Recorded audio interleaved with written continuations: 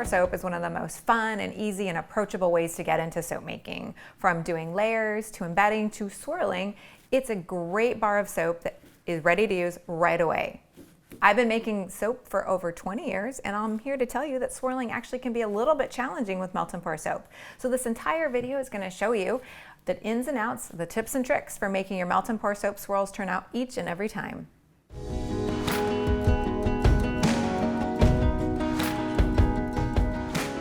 So melt and pour soap is a pre-made soap base. You chop it up into small pieces, you apply heat, you melt it down in a double boiler or in the microwave, you add scent to it, you add color, you pour it in your molds, and 4 hours later you have a hard bar of soap that's ready to use right away. Melt and pour soap is perfect for beginners, perfect for kids, perfect when you're on a tight timeline, or perfect when you want to just play around and have something turn out wonderfully each and every time. Because you are not making soap from scratch using sodium hydroxide and oils, it's often thought of as a beginner type of soap making. And while it's true, you're not messing around with lye. You don't have to wait for any curing or drying time. Actually, melt and pour soap can be pretty intricate. It does make amazing soap each and every time too. So in addition to the ease, being able to use it right away, ease of unmolding, melt and pour soap can really have some interesting and unique designs.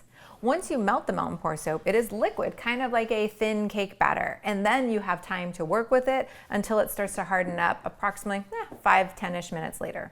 It is a very different texture than cold process soap. It almost goes from kind of thin water-like to pretty solid or semi-solid quickly, which can make layers really great, but swirling can be a challenge. So if you're wanting like a Taiwan swirl or a linear swirl, you're not going to get that with melt and pour soap, but you will get a really gorgeous, unique looking bar, especially if you're pouring into a loaf mold.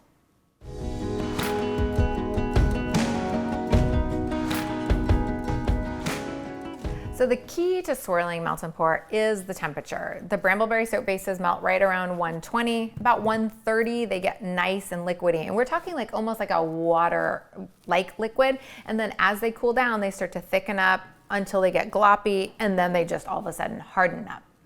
Now different bases, different brands of melt and pour bases will have different melting points. They'll have different like solidifying points, and they will act differently. They'll also act differently depending on the additives that you use. Pouring the soap at the right time when it's not quite totally liquid but also not quite totally gloppy is the key to swirling. So the basic rule of thumb is that the hotter the soap is, the thinner it is, and the cooler the soap is, the more gloppy or gloopy it is. So when it's thinner and hotter, colors swirl together more, they become muddled. When it's cooler, the colors solidify just a little bit faster and the colors stay separate. Of course, slightly wispier swirls versus thicker swirls, it's all soap. It's just up to you and personal preference and the look you're going for. There is no right or wrong here. It is melt and pour soap. So melt and pour soap though is never going to look like cold process soap swirls, and that's because cold process just gives you a longer time to work with it. Let's look at these bars and let's look at the temperatures. This one was poured the most hot. This is 140 to 150. And you can see the colors have blended just a little. The soap swirl is more wispy almost, like billowy little happy clouds.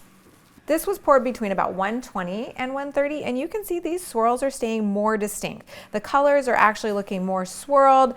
They're not blended together. You can see the differentiation in the colors. And then this one right here was poured the most cold, right around 120-ish, pretty cool, just when it's starting to glop up. And you can see that the colors really stayed pretty separate. There's not a lot of swirl in there. Now, all of these options are gorgeous. They smell good, they're gonna work like soap, and no one's gonna know what design you wanted. So this is really a personal preference thing. What temperature you choose determines the final outcome of your designs. So to have a little bit more control with your melt and pour soap making, I always recommend having a thermometer nearby. This ensures that you fully control the temperatures, fully control your batch, and then fully control the outcome of your soap design. With melt and pour soap, since you can put it back in the microwave and reheat it, it's really tempting to just put it back in the microwave lots and reheat it. When you do that though, if you reheat it multiple times, it starts to evaporate out its moisture, it gets gloppy, it gets yellow, and if you really, really overheat it, it smells bad. So that's another really important tip when you're thinking about temperature in melt and pour soap is to avoid reheating as much as possible and heat on shorter bursts as opposed to putting the soap in the microwave for a few minutes and then just walking away. As a rule of thumb, try not to let your soap get hotter than say like 170-ish, because you really don't want it steaming off that extra moisture. That's when you start getting the gloopiness or the texture issues. Understanding how mountain pour looks and feels and behaves at different temperatures is really going to come to you with a little bit of experience. But remember, this is all still soap. It's all gorgeous. It's all going to lather up, and whoever you give it to or sell it to is going to be thrilled.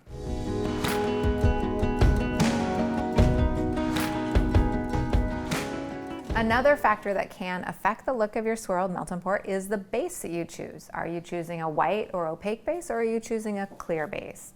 Generally speaking, the more contrasting the colors, the more interesting and dynamic your swirl looks. There's a variety of types of bases that you can choose from when you are melt and pour soap making. Everything from clear soap to translucent soap to fully white soap.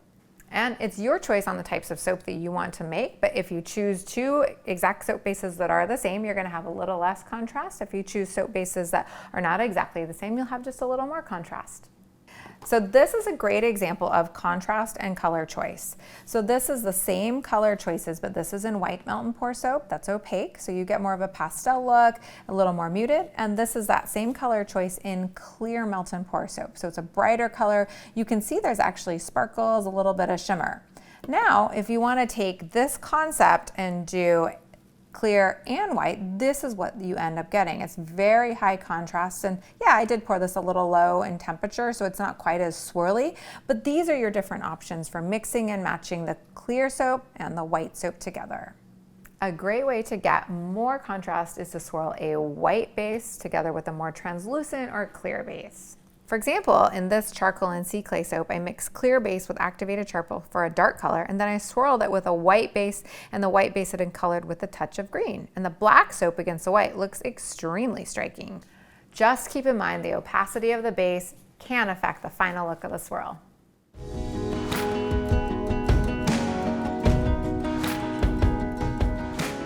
Another aspect to consider when swirling your soap is the mold choice. You can use the individual cavities, or you can use a loaf mold.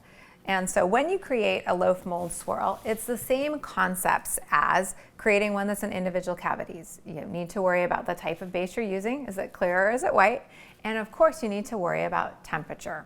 Here, I poured everything at the same time, and that meant that I did swirl it, but what you'll see is that these swirls are a little bit more wispy. They're gorgeous, are really ethereal looking, a little ghosty looking.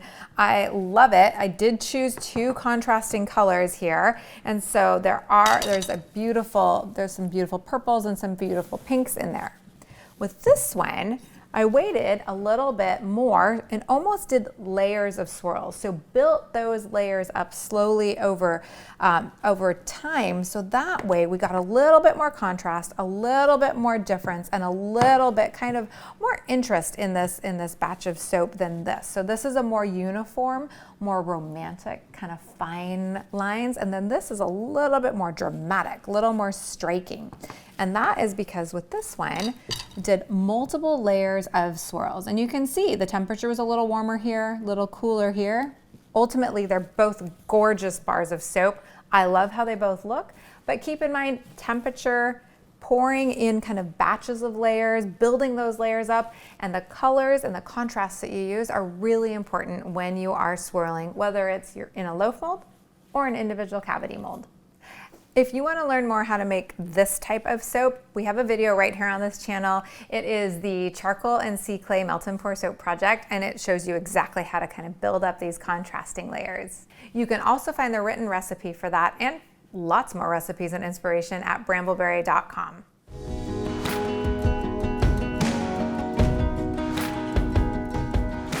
So this is a good example of kind of what an ideal temperature in swirling looks like. This is exactly 120 for my white soap, and my green soap is just a little warmer at 125, 126. And so I'm gonna give these a nice stir, make sure there's nothing on the surface, no skins developed on the surface, and pull out my spoons, put them to the side, and then just kind of gently work on swirling. And you kind of want to pour slowly and pour a little bit like, there we go. You want even, and that's looking pretty good. And then I'm gonna do that again on the other side. And you can pour from either one side or kind of pour in the middle. It just really depends on what you kind of are hoping for with your design. Rubbing alcohol to get rid of those bubbles. And then as you can see, the colors have really done a pretty good job of staying separate yet swirling. And one of the keys for making your swirls look good is to have two very distinct and different colors. In this case, I just did a regular white melt and pour with a beautiful green color block, and they created some nice differentiation. This is getting very what I call gloopy. This is the gloop gloop stage. My green is still, you know, it's nice and viscous. It's not quite gloop gloop, but now we're gonna pour so you can see what happens when you pour at cooler temperatures. So we've got our white, and it kind of just is gonna provide a dam, right? Like that is what happens when the soap just gets too viscous. And so now I've got really nice kind of cool side-by-side layers, but that is not a swirl. And the difference in temperature was, you know what, this is just 111 now, and this is 115. So the difference in temperature is not that much between getting a swirl and getting a gloop. You can try now at this point, because you see how gloopy it is, you can try to kind of get yourself a little bit of swirl by manipulating it now that we're here. And so there we have a little bit of swirl going, and this one is not gonna swirl because it's just hardened up way too much and too quickly.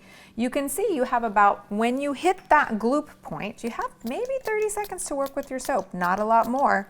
But hey, these bars of soap are gonna still be gorgeous and interesting, and they're gonna be soap. We made these earlier. Let's go ahead and just pop them out and see how they look. Ooh, I can see the swirls are looking fantastic. Ooh, and we can see exactly what happened with the temperatures here. Cooler temperature, warmer temperature. Both gorgeous. I like them a lot, but they're two totally different looks. So even though we tried to swirl this one from behind, it swirled a little in the back, didn't quite make it to the front. So these are our warmer temperatures that are, you know, a lot more liquidy, and these are our cooler temperatures that were more viscous. Thanks so much for watching today's video. I hope you learned something new. If you make this project, or really any melt and pour project, hashtag it Bramble on so we can see what you're making and get inspired. And if you like the video, give it a thumbs up or subscribe to the channel. Thanks so much. Happy soaping.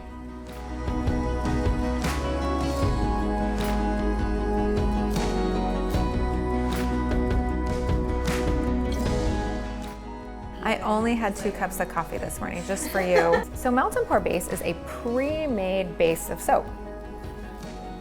Pre-made soap base. And yep. Just a quick note, like both looks can be, oh yeah, you know, like I'm gonna show you. Desirable, there's no right or wrong here, it's just. Okay, let's look at the, okay, that sounded ridiculous. Let's start again. Hot soap, gloopy soap, reheating. I can feel. So yeah, I think we can maybe we just do. It is like a little galaxy. Like I said, ethereal, which implies angel, angelic. This is the content everyone wants to see. What are you talking about? Coring up. You know I weightlift every day, right? Whee! They're gonna be soap. And they're gonna be soap. They're gonna be soap. Bonus. It's gonna be soap. Yeah. Oh my goodness, yes. Okay, Thank you. Thank you. Thank you. It's gonna be soap.